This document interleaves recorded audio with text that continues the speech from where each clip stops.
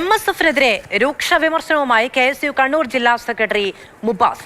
MSF മതസംഘടനയെന്നും മതത്തെ കൂട്ടുപിടിച്ച് രാഷ്ട്രീയം വളർത്തുന്നുവെന്നും വിമർശനം.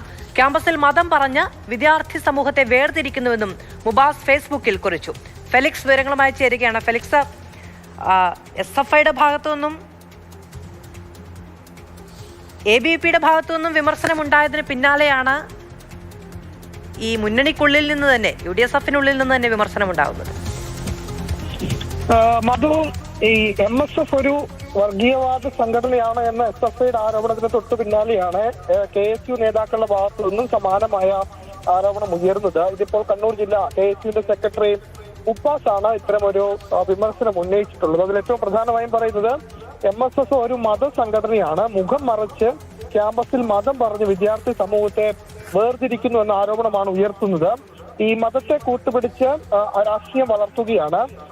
ഈ കണ്ണൂരിന്റെ പല ഭാഗത്തായി ഈ സംഘടനയുടെ പേരിന്റെ തുടക്കത്തിലുള്ള മതത്തിന്റെ പേര് തങ്ങളുടെ രാഷ്ട്രീയ നേട്ടങ്ങൾക്കായി ഉപയോഗിക്കുകയാണ്. ഇതൊരു നെറുകെട്ട രാഷ്ട്രീയ സംസ്കാരമാണ്, ഇത് നാടിനാപത്താണ് തുടങ്ങിയ വിമർശനങ്ങൾ ഉന്നയിക്കുന്നുണ്ട്.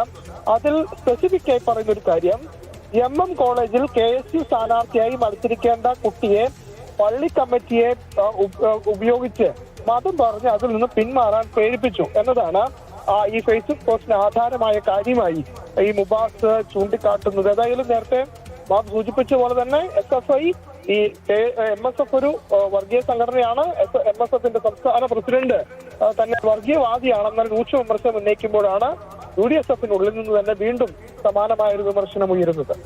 ശരി, എന്താണ് MSFന്റെ പ്രതികരണം എന്നതടക്കം നമുക്ക് വരും മണിക്കൂറുകളിൽ കാണുകയും ചെയ്യാം. ഫെലിക്സ് ആണ് വിശദമായ വിവരങ്ങൾ നൽകിയത്.